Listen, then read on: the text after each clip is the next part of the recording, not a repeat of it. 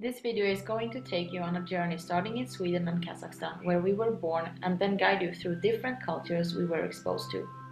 The purpose of this video is to critically analyze four cultural theories by relating them to our own life experiences and how they can assist us in our professional development and future career in the service sector.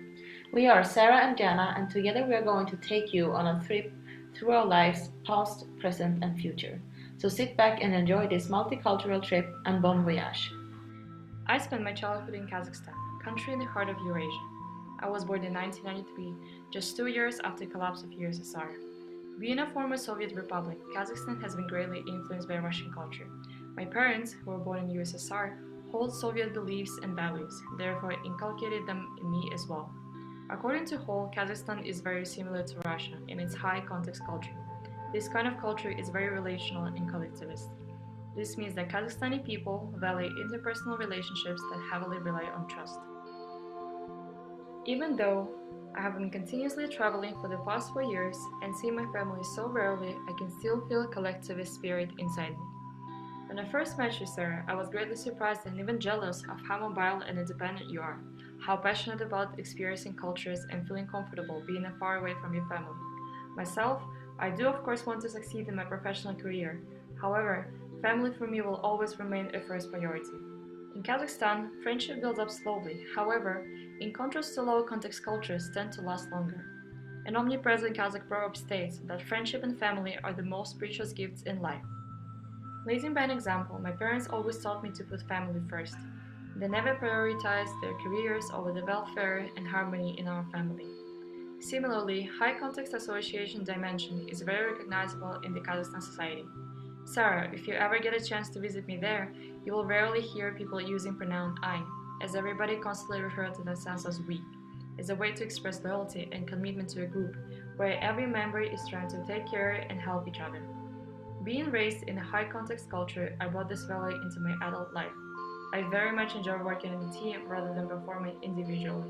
Now, despite of my own beliefs and values, I do acknowledge that many cultures are more focused on goal achievement. So in my future career within the hospitality industry, I will ensure I implement different management and motivational techniques to establish a healthy working atmosphere where every individual can fully increase his or her potential. Sarah, now you tell me about your childhood. Well, I was born in the northern part of Sweden, and according to Hofstede, Sweden as a country is characterized by a high femininity and low power distance. During my upbringing, those dimensions were strongly present by my parents. Looking at the power distance dimension, I realized that in Swedish society, as well as in my own family, all members had the same amount of power in the majority of the situations, regardless of gender or age. This is typical you, Sarah. I could tell right away. Well, when I started working during high school, I quickly identified the flat hierarchy which most of the Swedish organizations are symbolized by. Can you imagine that we could have meetings where I, as a 17-year-old intern, was given the opportunity to express my opinion about the work tasks and the choices that were to be made by the organization? And most importantly, my opinion was valued equally as my colleagues that were both older and more competent. Well, my culture is slightly different. Maybe it's because I was born in an Asian family. Oh really? I thought you were Kazakh. Well, my background is neither Russian nor Kazakh. I was born as a fourth-generation Korean in southern Kazakhstan. To a certain extent, my parents and grandparents are still bound to the Korean culture, which without doubt influenced my upbringing. According to Hofstede, Korea and Kazakhstan are very similar in all 6 cultural dimensions. Hofstede agrees with Hall that both countries are very low individualistic. He also concluded that these countries are characterized by high power distance. However, in my life I experienced both sides of the power distance. In my family, I was continuously told that everybody is equal and that I should treat every person in the same way, without making any judgments. Later, while I was working in a 5-star hotel in my hometown, I fully understood Kazakhstani high power distance.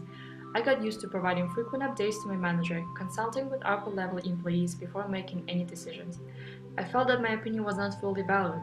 Therefore, by the time I had to quit this job, I was to a certain extent disappointed, as I didn't learn how to make my own decisions.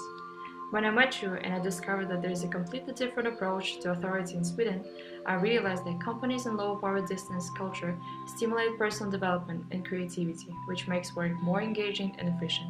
This is something that I can learn and implement in my hospitality career. Created using Powtoon.